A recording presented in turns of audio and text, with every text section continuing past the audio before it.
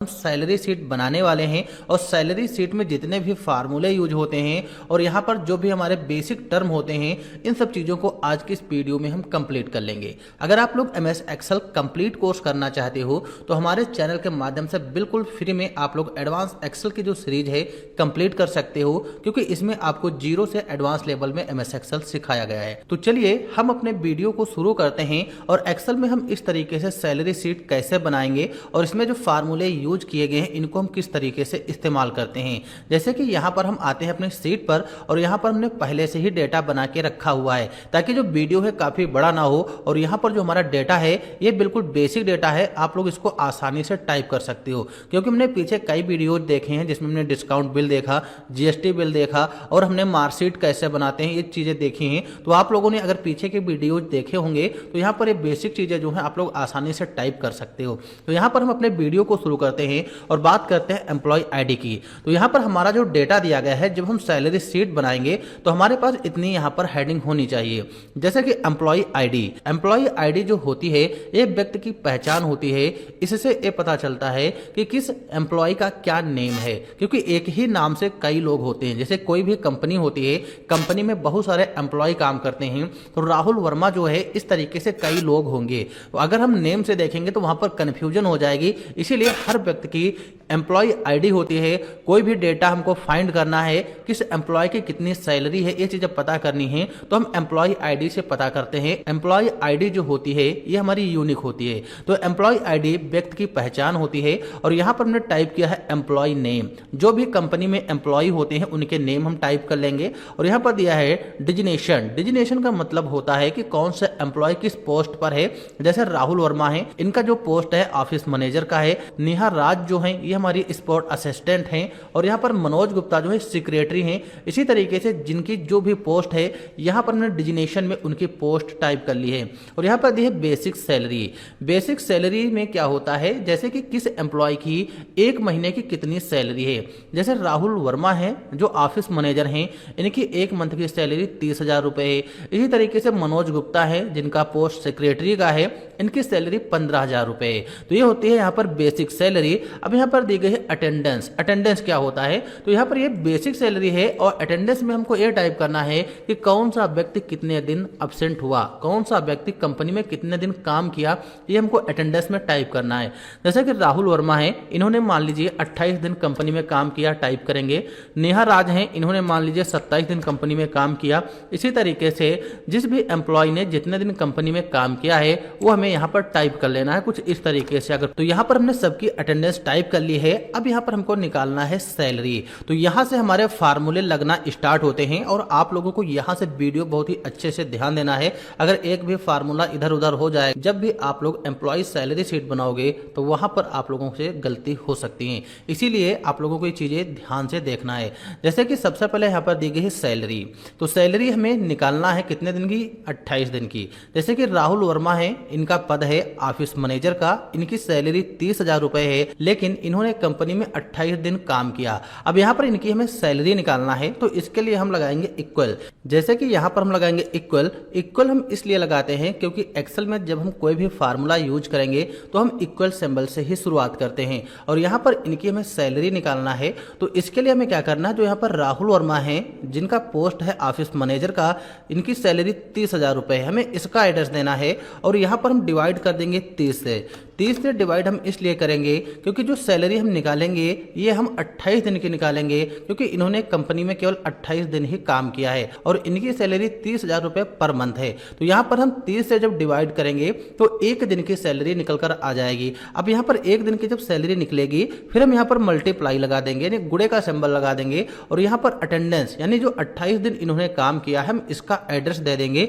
इसका एड्रेस जब देंगे तो एक दिन की जो सैलरी निकल कर आएगी और जितने दिन इन्होंने काम किया है उससे मल्टीप्लाई हो जाएगा और इंटर करेंगे और हमारी पूरी सैलरी यहाँ पर निकल कर आ जाएगी। जैसे कि 30,000 रुपए सैलरी पर मंथ है, 28 दिन इन्होंने काम किया, इसका मतलब एक दिन की जो सैलरी है 1,000 रुपए हुई और 28 से मल्टीप्लाई हो जाएगा, टोटल 28,000 उनकी सैलरी हो जाएगी।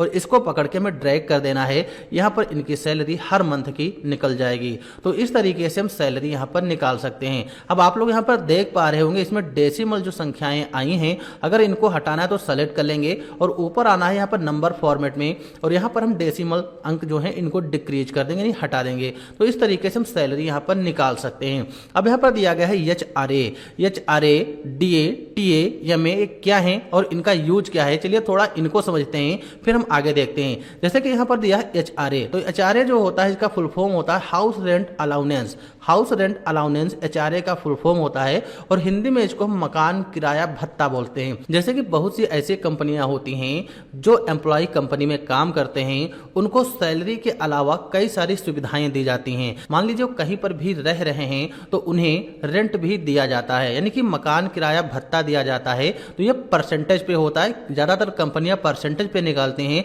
अगर डायरेक्ट अमाउंट पे निकालते हैं तो यहाँ पर जो भी अमाउंट हो टाइप कर सकते हो, लेकिन यहाँ पर हम परसेंटेज पे बताएंगे क्योंकि कंपनियों में ज्यादातर परसेंटेज के हिसाब से दिया जाता है। तो HRA का मतलब यही होता है हाउस रेंट अलाउंस, मकान किराया भत्ता जो एम्प्लॉय को दिया जाता है वो हम यहाँ पर निकालते हैं।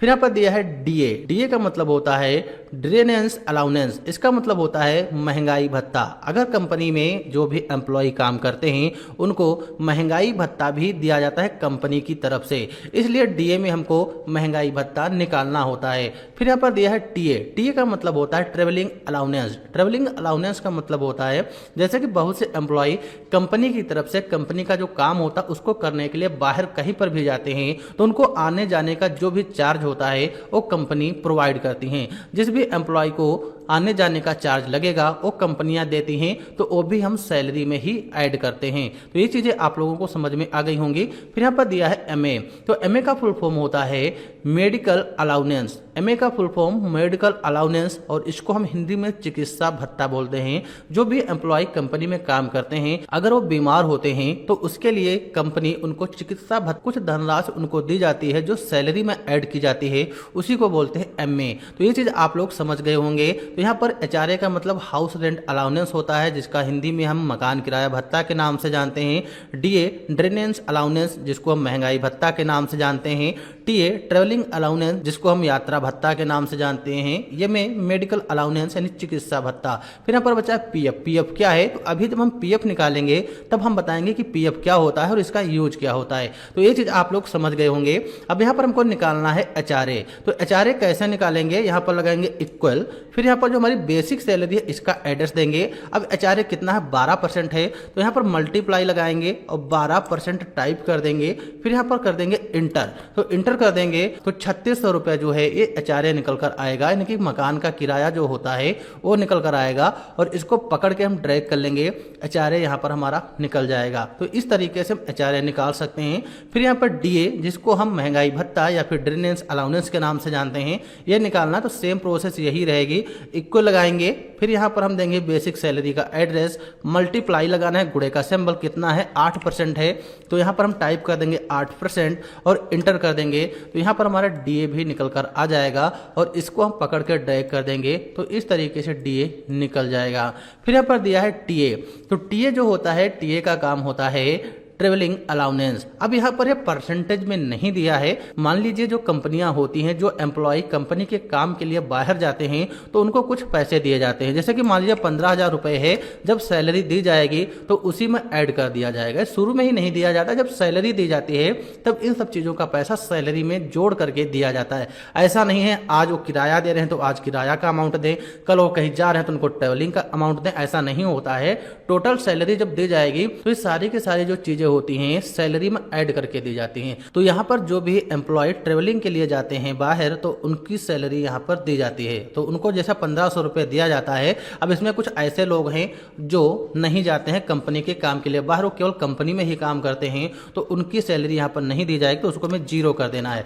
जैसा कि मनोज गुप्ता सेक्रेटरी है, नहीं जाते हैं तो जीरो कर देंगे। इसी तरीके से जैसे यहाँ पर मान लीजिए रीमा सिंह हेल्पर है, ये नहीं जाती हैं तो इनकी जीरो कर देंगे। यानी कि जो लोग कंपनी के बाहर जाते हैं हैं तो उनको हमें देना है, और जो लोग नहीं जाते हैं तो उन्हें हमें जीरो कर देना है। तो जब हम रियल में काम करेंगे तो ये सारी चीज़ें आप लोगों को पता होंगी, किसको देना है किसको नहीं देना है। बस एग्जाम्पल के लिए यहाँ पर हम समझा रहे हैं ताकि आप लोगों को क्लियर समझ में आ जाए कि किस चीज़ का काम क्या होता है। फिर यहाँ पर दिया एमए का मतलब होता है मेडिकल अलाउंस यानी चिकित्सा भत्ता। तो ये भी सेम प्रोसेस वही है, उसी तरीके से निकालना है। इक्को लगाएंगे और यहाँ पर जो हमारी बेसिक सैलरी है इसका एड्रेस देंगे, मल्टीप्लाई करेंगे और यहाँ पर हम 4% और इंटर कर देंगे। 4% है ये में और इसको इंटर कर देना है, ये भी निकल कर आ जाएगा। और इसको पकड़ के हम ड्रैग कर लेंगे। इसको जब पकड़ के ड्रैग करेंगे तो इस तरीके से एमए हम निकाल सकते हैं। तो ये चीज़ें आप लोगों को समझ में आ गई होंगी। अब यहाँ पर हमको निकालना है ग्रॉस सैलरी। ग्रॉस सैलरी का मतलब होता है कि टोटल सैलरी इनकी कितनी हुई, तो ये निकालना है। तो यहाँ पर इक्को लगाएंगे और ग्रॉस सैलरी में हमको क्या करना है, जो सैलरी होती है इसको जोड़ना है।